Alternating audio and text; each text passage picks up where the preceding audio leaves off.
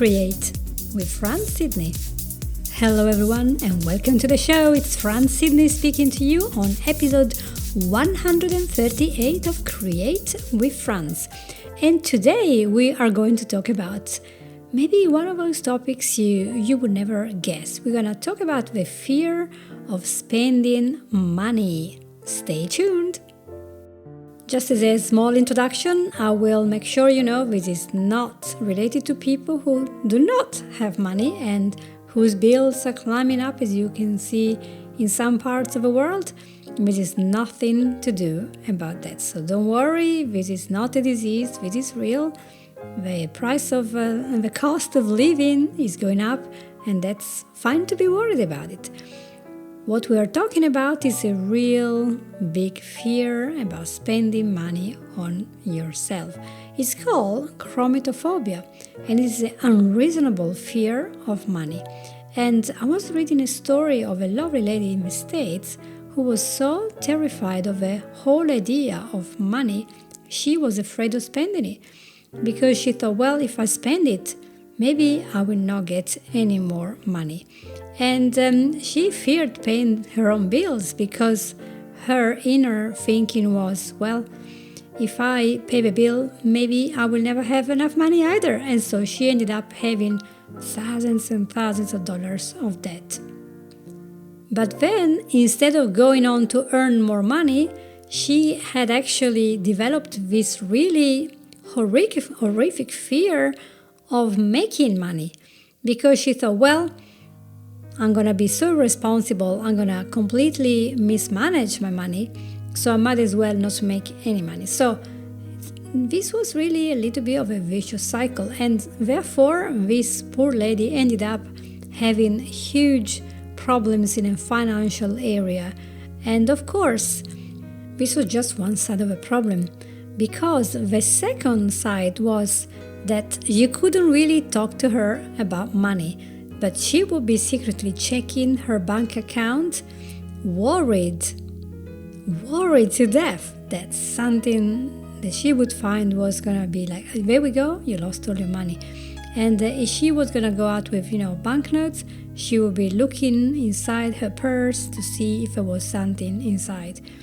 And it became so bad that if any of her friends talked about, I've earned so much from my job or whatever, she would instantly have a panic attack. So you think, there will be a problem. Even the idea of let's go shopping together, no, there was a problem. And so she had this idea that paying for things was just going to trigger anxiety attacks. And so she was pretty much stuck because money, the idea of money in all the possible aspects, was an idea that made her feel completely anxious and worried, and she realized that this was not a very good way of living.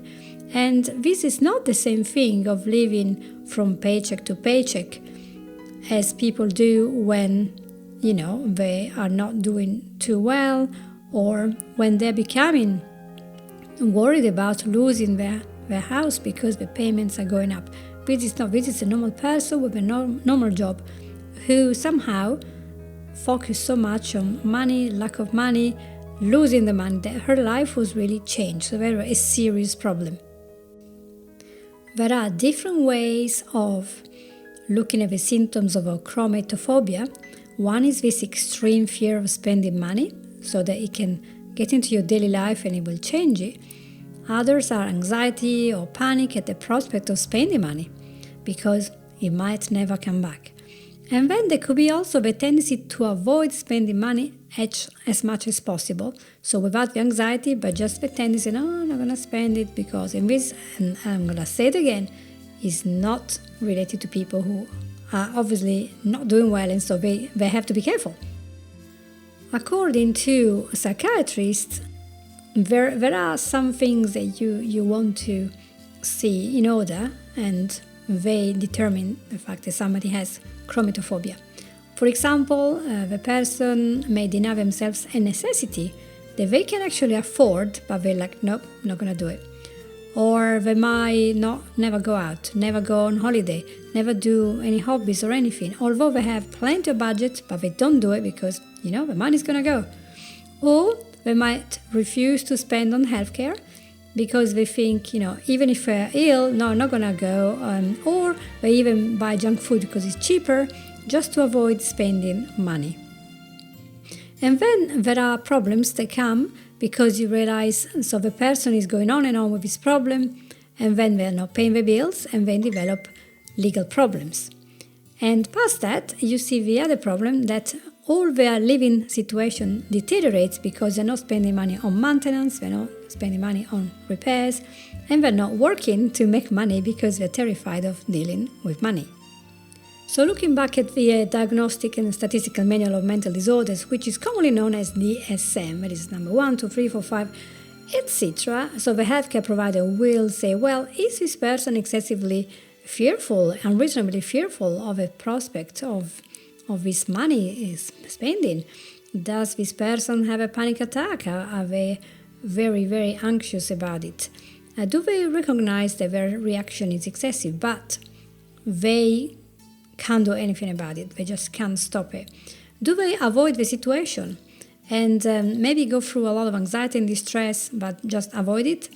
And does all this interfere with their daily life, so that it's affecting how they function, their work, their home situation? Is this fear persistent? Is it lasting more than 6 months? Is it always there? And does this person have another mental health condition that is causing this?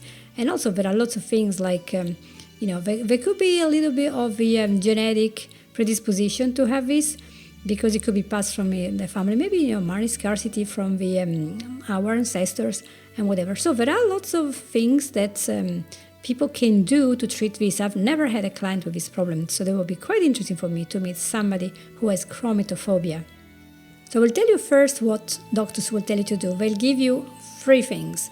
One is to do CBT, so cognitive behavioral therapy, because that really, is okay for phobia treatments. And so that really helps you to understand how your thoughts are irrational. They're not based on reality. And so these problematic behaviors that you have can be changed if you start thinking in a healthy way about money, so you can counteract your own phobia. The second way that they suggest is to do exposure therapy. This is still a part of CBT and is being developed so that people can be safe and yet control their fear. So face it, but they're feeling safe. And so they could be exposed to a situation that they fear until they develop these coping skills. This might work or might not work. And of course, the last one would be using anxiety management skills. For example, we all know art therapy, mindfulness, meditation, nature, anything that can help you to manage your anxiety that is caused by the phobia can be useful generally to feel better. There are, of course, other possible causes why a person becomes so terrified about money. One very clear one is that when we go to school, depending on which school we go to, we don't get this education. We don't understand very well how money works. Money can be quite complex and difficult, so there is financial jargon, nobody knows about investment and debt, people don't understand how a bank works, how loans work, not a lot of people understand the budgets and direct debits and credit cards and checks. Some people have no idea what is a dividend, a bond, an interest rate, so it can be quite complex, and because of that we might leave high school and have no idea how to manage money, and therefore we keep losing money. So we have a very well-founded fear of losing it because we don't know how money works. And I don't know if this is true, but I was told or I read that while normal people go to school, normal state-funded school, and they learn, there are 2 people that have 2 dogs and they spend £10 and how much money they have in the end. Apparently people who go to Eton and very exclusive private schools, they don't have those exercises with maths. They have exercises that go, you have £1.5 million in savings and you're going to invest at 25%, and what you're going to have in 25 years, I'm just making. So it's just a mindset there. So would that be a mindset problem? It would be therefore very important to look at this aspect of our mindset. Are we growing up with a scarcity mindset or with an abundance mindset? And without taking it into the extreme, if you think that you're never going to make money, then you will not attract many situations because your RAS system will not be focused on that. And you might just think, yes, I was right, I was never going to make any money. And this will create a problem where you keep losing money and then you think it's dangerous to talk about money or even handle it. Of course, there are things such as past experiences which we might have had when we were younger, and they are negative. And so maybe our mom couldn't pay for the bills, it was a single mom. Maybe our dad was bankrupted, and so maybe there was a war or a fire, we had to move because somebody was ill, we lost all the savings. So we develop a real fear about money, because money is like this thing that we can't really grasp. Everyone else has it, but we don't have it. Or it could be the complete opposite. You then grow up in a really wealthy family and you have all the money you want, but you witness somebody doing things that make you feel very uncomfortable with that money. Could be illegal, could be unethical, could be a greedy thing, could be criminal. And so you don't want to do anything with this money. You think it's dirty, so you are fearful about money and you develop this fear.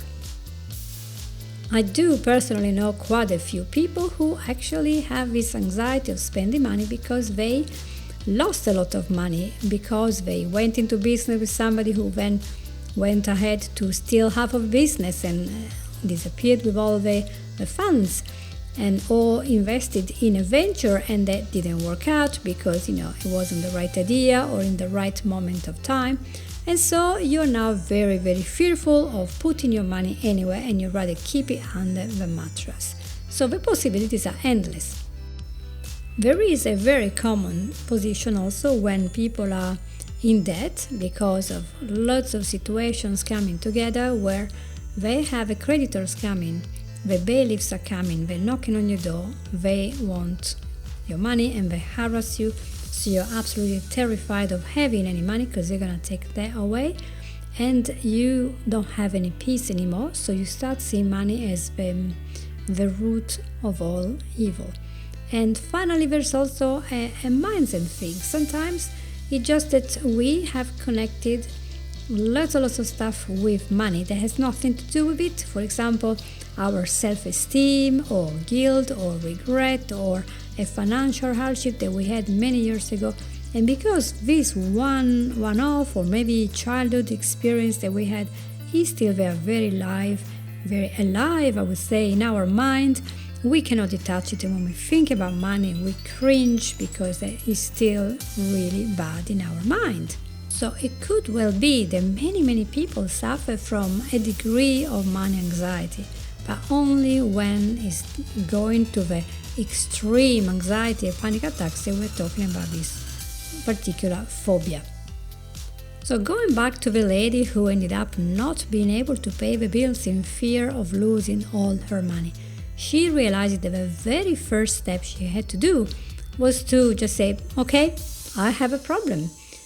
What's wrong here? I have a problem, I have a fear, I have to do something and I need somebody to help me. So the second step that comes consequentially from the first is to say, right, I got this. Then she found out it was called Chrometophobia, but this extreme stress about spending money was very bad. And so she went and did lots of therapy, including, I think, hypnosis and EMDR, which is eye movement desensitization and reprocessing. And she released some belief systems that she had that were very negative towards money. She had energies that were very negative, all regarding this topic of money. She had traumas that she had to deal with. And so all these fears had a reason to exist. And so she was able to heal from the distress that she had suffered when she had so many difficulties financially speaking. And I think in the end she also used EFT so that she could be less resistant to spending the money when it was correct. So she would suggest to anyone to use a good professional, maybe a coach, to develop a really healthy money mindset. So it's realistic, but also moving away from the negative feelings that can affect how we deal with money. I think that her suggestions are very good. And then if you want to really fall in love with the idea of making money as opposed to losing money, you could always read Rich Dad, Poor Dad by Robert Kiyosaki, one of the big investors. Did he have something like 12,000 properties? And Think and Grow Rich, Napoleon Hill, or you can read something from Tony Robbins, Money Master the Game. So there are lots and lots of financial courses everywhere. There are some from the Dragons here in the UK, from the Dragons Den, if you don't know who they are. And so even talking to the people in your bank and seeing some person, maybe a financial advisor, or speak to people who know how that works, and speak to people who are knowledgeable about everything legal that has to do with money. So because the more you learn about investments and how the economy works, etc., the more you feel empowered, that you know how money works, and so you're not as scared. It's not this black thing, a cloud, and it has to be feared, and it has to be feared. It has to be faced, because if we face it, we can make a plan, and the plan is better than running like a headless chicken every month thinking, oh, I can't pay the bills. The money is there. So the biggest step seems to be that we want to really detach the two concepts, the one that we are worthy and the concept of money. Money is nothing. It doesn't actually exist. It's just a printed piece of paper, a digital number. So it's really not something there. But this feeling that we cannot afford this, cannot afford that, and that's not very good. However, it is true that we have to be realistic and understand when it is the time to save, because we anticipate there's going to be a problem ahead in the game. So that's called wisdom. It's not called anxiety for the sake of it. So it's important to look at that. And also think about when we were young, maybe we understood that if you got money, you were loved and accepted. Maybe your mommy gave you only money when you were good. Or maybe your parents were only paid if they did so much production. Or maybe salespeople, they didn't have many benefits. So you were seeing that the worth of people was very much connected to the amount of money they were getting. So all these beliefs that we create when we were a bit younger might still be there, affecting how we look at money today as adults.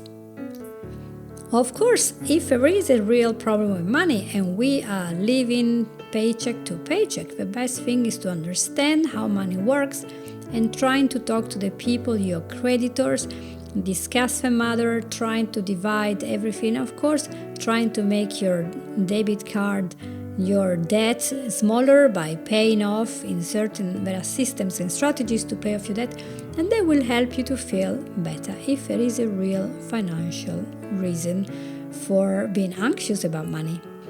But if you think about it, money is really energy, isn't it? Because you do something for somebody else and then they receive your type of work or service and they give you something in return. And so it's moving, it's this energy, it's this emotion that you have, it's coming from yourself to the other and it's going from the other person to another. So if I give you electricity or if I give you the water every month, they are giving you something in return and you give them the money to say thank you for what you are receiving. So if you have this very unhealthy, terrifying anxiety about departing from money, you would think that giving is bad, but really we have to give and we have to receive, so that we have not the resistance, but we have this energy that is flowing between us and the other person. And sometimes when we are not very well and we think, oh, I can't do this, and we might actually give to other people but not give to ourselves because we're never worth it. And you think, well, sometimes we are actually worth it. So if you look at Kiyosaki and other people, they have made millions of dollars and sometimes they lost everything. But because of their mindset, they were able to turn around their life and their finances and to make millions again. They went back to the banks and they had a plan. So you want to think about this as energy and what is that you are attracting with your behavior. And so if you say to yourself, I have plenty going around, I am happy to share, I can help somebody, you start a little bit better and you attract more. This is if you believe in attracting with your energy things that are positive and living like that, because it can be quite a good thing. And of course that doesn't mean to give away what you do not have. We're always talking about there are lots of extremes, so be careful. Do not give away the money that will be used for paying your important bills. That has to be used for a specific reason. Another step that can be really useful is that every time we manage to pay off a debt or something, or fix something in the house that's been there for months and finally we got the money, we got somebody in, they fixed it, then you can celebrate that.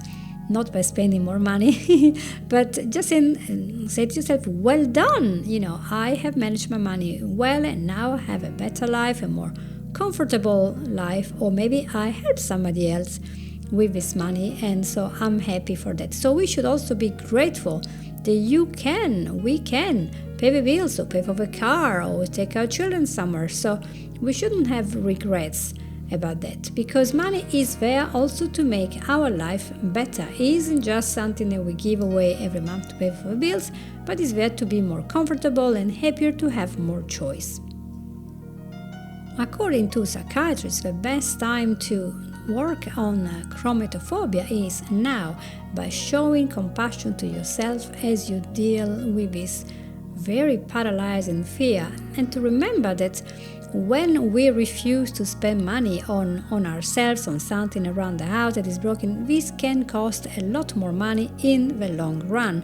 Because if we do not take care of our health, of our daily needs, our car, our pipes, whatever, our body, eventually these things are going to break down. So trying to save by eating, for example, only junk food because we think it's cheaper, it might turn out to be a thing that is going to cost a lot more later. And so always being very, very wise and think, am I saving here or am I actually not saving, by causing a longer problem? So for example, you wouldn't think of not buying a toothbrush because you don't want to spend the money.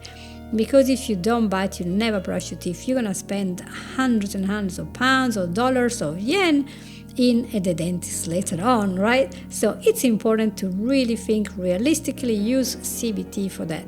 And maybe use a budgeting app if you are not able to manage your money and you don't want to be worried too much about overspending. Use this app. Every bank has one. You can buy some apps, so you can have some apps for free, so you don't have to worry about spending money. If you set up your direct debits for the payments that are really important, and so your bills are sorted out without any emotion. And then you might work with a therapist, with a friend, a coach, a mentor to help you to see the end of this tunnel, because this type of anxiety is very crippling and can be very paralyzing. But the important thing is that if you have treatment, you will be improving your health, your relationships, and overall all your life. Why? Because it can actually save you, because there could be something really serious that could happen if you allow the repairs in the house, or maybe a chronic disease, to become something really serious because it's been neglected. So think about it. Maybe it's not very important now to spend some time in the gym and exercise, or to buy a supplement that you've been told will be very good for you for your own condition. Maybe you think, well, I'll do it another time. And that's fine. You're saving those 10 pounds or 20 pounds or 100 pounds. But then if you don't do it, sometimes you end up with a lifelong problem that will cost you a lot more in money, or that may cause you to be so uncomfortable and so unwell that you are not having the quality of life that you wanted to have to begin with. So always think about it in realistic terms. What is it I'm worried about? If I spend this money, what is a terrible thing that's going to happen? And how is that going to make me feel? That's a good question. And ask yourself what is important for me about saving this money. Well, I hope that this was a useful episode. And if you have a friend who is afraid of spending the money, has panic attacks, refer it to me and we can have a chat and see if we can help. Well, thank you so much for being with Create with France this week. Please write a good review if you enjoyed this episode or any of the past episodes. And I want to wish you a very great wish in preparation for Easter. I'll see you all soon. Take care. Bye-bye. You've listened to Create with France Sydney.